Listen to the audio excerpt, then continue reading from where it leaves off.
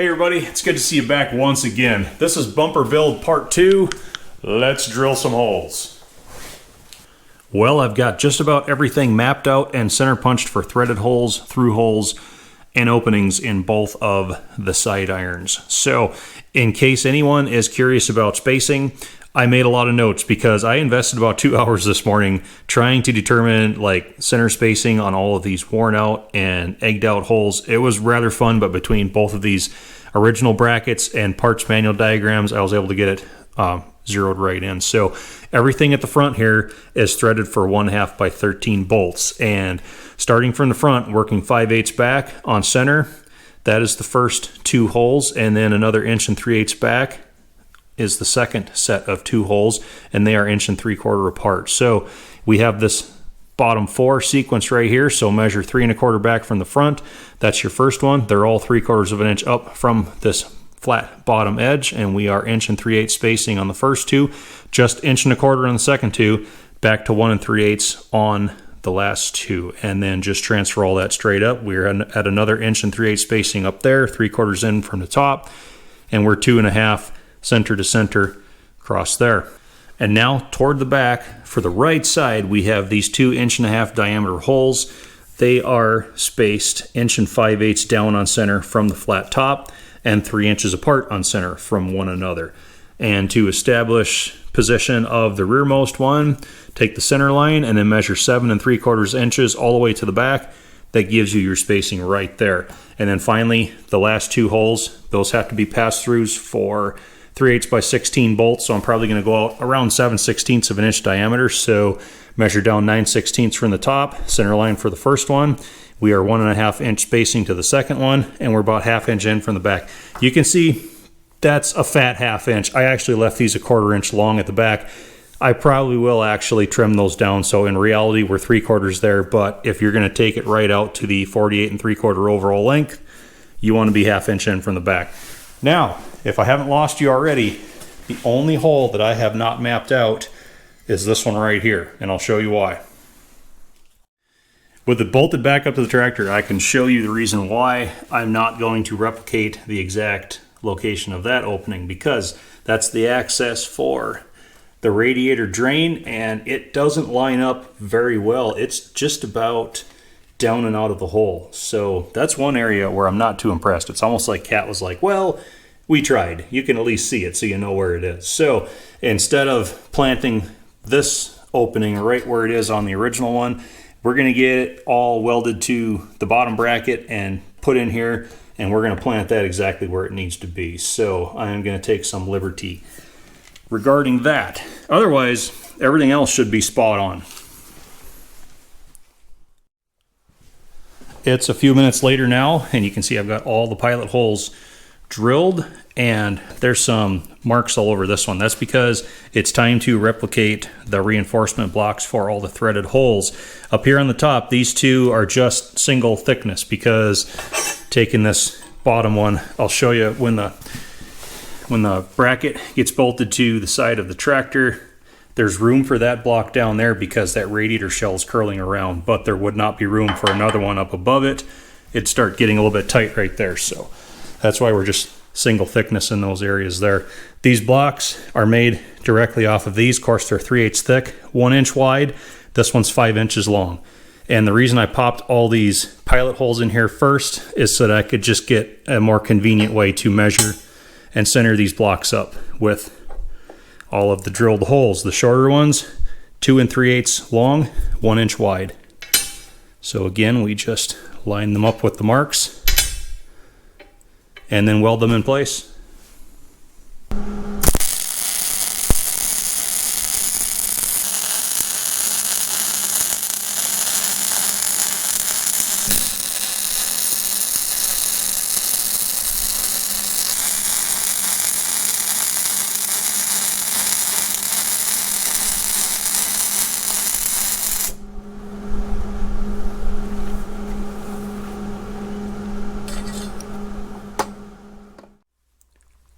And to catch you all up, after I finished the welding, I took those pilots the rest of the way through all the blocks and then stepped up until we reached 27/64 hole diameter. we're ready for the 1/2 by 13 tap. So we've got a lot of threads to cut. We got 1, 2, 3, 4, 5, 6, 7, 8, 9, 10 times 2, so that's 20 holes. Take out the 1/2 by 13. These two are drilled to 5/16, ready for the 3/8 by 16. Let's get busy.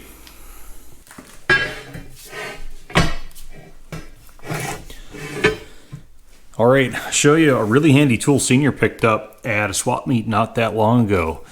It's a Dahlstrom tap guide, Branch Manufacturing Company, North Branch, Minnesota. I'm actually quite familiar with that area, really. Where I live, North Branch really isn't that far north, but you know. So, yeah, it's for starting taps squarely into whatever you're cutting threads. It has a nice heavy base. Yeah, it's got a good framework to it. And just this T-handle on top with a shaft that goes down. There is a detent that locks it up like that when not in use. And the taps are all on these driver collars that just snap up in there. I've got the 1/2 by 13 loaded already. It says to use spiral point taps. That's what this one is. And yeah, it'll do... We got 8 by 32, 10/24, goes to 1/4, 3/8, all the way up to 3/4 inch. So really handy for starting everything square. Just start off with a little bit of cutting oil. Get it all centered up. You just have to make sure your workpiece is level with the table. And all I use this for is just establishing probably the first 1 or 2 threads. Just enough so I can get a conventional tap in there and finish it the rest of the way out. But those spiral point taps really bite in. They are quite aggressive, so it doesn't take a whole lot. Back that the rest of the way out. Move on to the next. This really saves a lot of time because using a conventional tap, probably the majority of time spent, at least with me, is trying to get it started square. So this makes it really, really simple.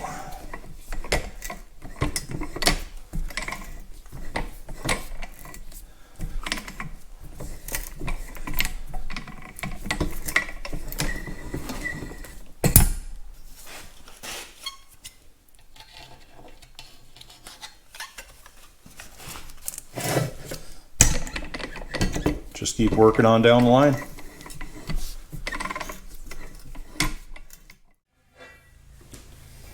Okay, all of the threaded holes are started.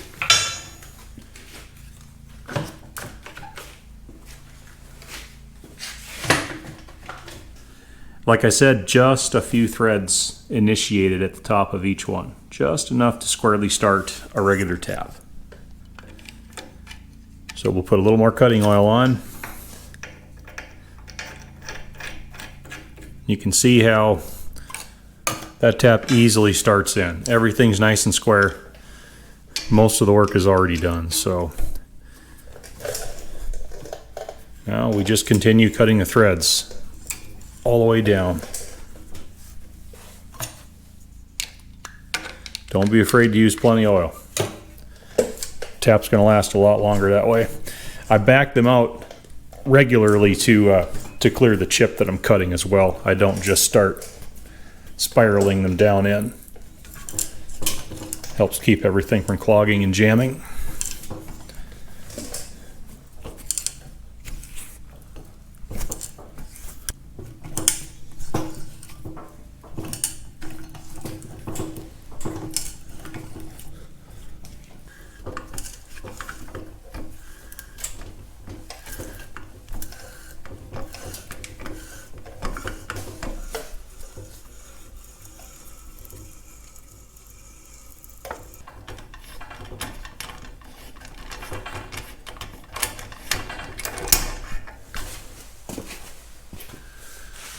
So after you cut threads, you've always got kind of some raised metal, kind of a burr around the edge. So I'll take a deburring bit. We'll just take the junk off of it. Take the sharp away. Test it with a good authentic cat bolt. Nice fit, just how I want it. So that wasn't too bad. One down, 19 left.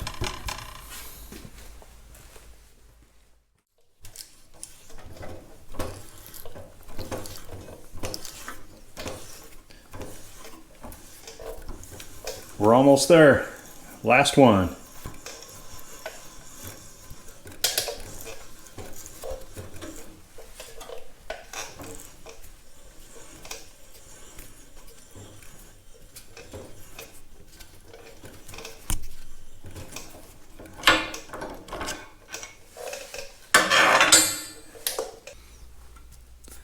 Yeah, holes all came out really good.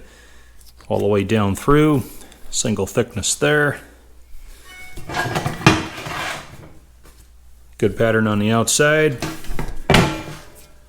Yeah, that was quite a lot of work figuring out where all those needed to land, but once you get them all uniform, you can see that's pretty much like the standard square bolt pattern the cat uses on a lot of stuff. A lot of similarities.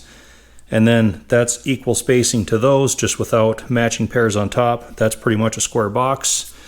Yep. Like I said, 3/8 holes are done as well. So we still need to pop the 1.5" diameter holes right there and right there in this right side frame. That's what we're going to use.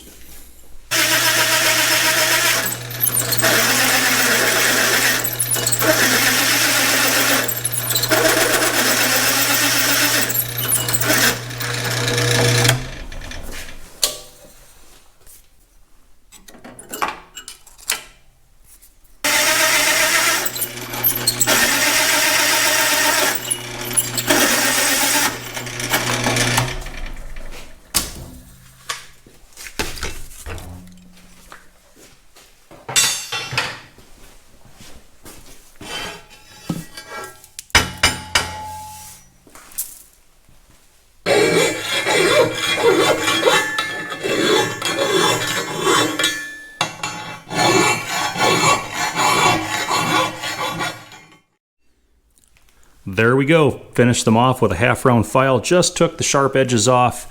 Make them look more like the punched out ones in the original rather than sawn. And yes, they're formed just like the originals, but they look a whole lot better. Especially when you get up here and you see all those holes. You can see how so many are just so worn and distorted up there. Everything's nice, clean, uniform, ready to go. And yeah, once again, man, we found the end of another one. I wanted to get a lot further than I did today, but all of that drilling and threading was just so time consuming. So it's another good spot to end the episode. I'll tell you, well, okay, I'll show you something over here. I did one more hole off camera. As long as I had the 1.5" hole saw in the drill press, we got that one located much more in alignment with that coolant drain. So let's just mock that other side iron up in here. As long as we have the bracket in place, just see how everything's going to fit. One bolt should do it back here. We're just hand starting things quickly. I don't usually jump ahead like this, but I really want to see how close we are to lining up properly with what we've done so far. Bring the front up. I don't know, everybody. I think we might have something. Yeah, we can't see a whole lot down there, but I like the standoff. I like the offset. So far, I like everything about it. All right, tomorrow we work on fitting this up for real. Thanks for watching, everybody. Stay tuned.